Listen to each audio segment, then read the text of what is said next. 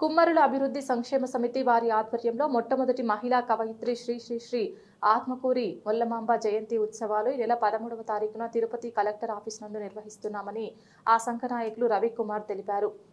ఈ కార్యక్రమం తిరుపతి జిల్లాలోనే కాకుండా ఆంధ్ర రాష్ట్రంలో ప్రతి జిల్లా ప్రభుత్వ కార్యాలయంలో కూడా అంగరంగ వైభవంగా ప్రభుత్వం వారు నిర్వహిస్తున్నందుకు సంఘ రాష్ట్ర అధ్యక్షులు పొన్న రవికుమార్ ప్రభుత్వానికి కృతజ్ఞతలు తెలియజేస్తున్నామని ఒక ప్రకటనలో తెలియజేశారు.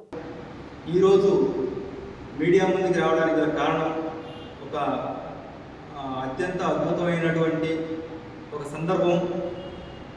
అది మన తెలుగు మహిళా కవయిత్రి శ్రీ శ్రీ శ్రీ ఆత్మకూరి మొల్లమాంబ గారి జయంతి ఉత్సవాలు రేపు అనగా మార్చి 13వ తారీఖున ప్రతి సంవత్సరము గవర్నమెంట్ వారు నిర్వహించడానికి పలు సంవత్సరాల నుంచి వేచాము. ఈ సందర్భాన్ని మన ప్రభుత్వం వారు నిర్వహించడానికి చాలా సంవత్సరాల నుంచి కష్టపడిన ఫలితమే ఈ మొల్లమాంబ గారి జయంతి. కవులలో మహోన్నతులు చాలామంది ఉన్నారు. దాదాపుగా వారి పేర్లు కూడా మాకు అంత తెలియదు.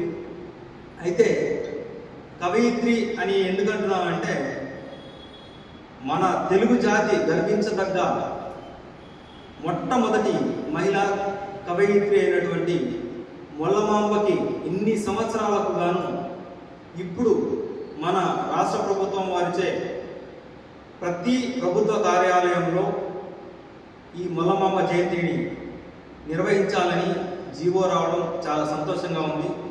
దానికి మన కుమ్మర కుల ముద్దుబిడ్డ అయినటువంటి కుల సంఘాల అన్ని ఏకమై చేసినటువంటి కృషిని మేము అందరికీ ఈ కార్యక్రమంలో ఎటువంటి అంటే చిన్న పెద్ద ధనిక భేద అనే తేడా లేకుండా అందరూ కలిసి ఈ జీవో రావడానికి కష్టపడినటువంటి ప్రతి ఒక్కరికి చేతులెత్తి నమస్కరిస్తున్నాము.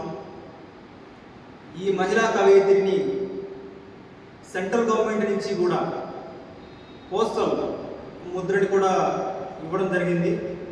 దానికి కవయిత్రికి ఈ కవులలో ఎంతోమంది ఉన్నారు, మహామహులు ఉన్నారు. కానీ మొట్టమొదట రామాయణాన్ని సంస్కృతంలో నుంచి తెలుగులోకి అనువదించి మనం అనర్కలంగా మాట్లాడగలిగే విధంగా రామాయణాన్ని రచించినటువంటి కవయిత్రి మహిళా కవయిత్రి అయినటువంటి మొల్లమాంబకి మరొక్కసారి జన్మదిన శుభాకాంక్షలు తెలియజేస్తూ సెలవు తీసుకుంటాం.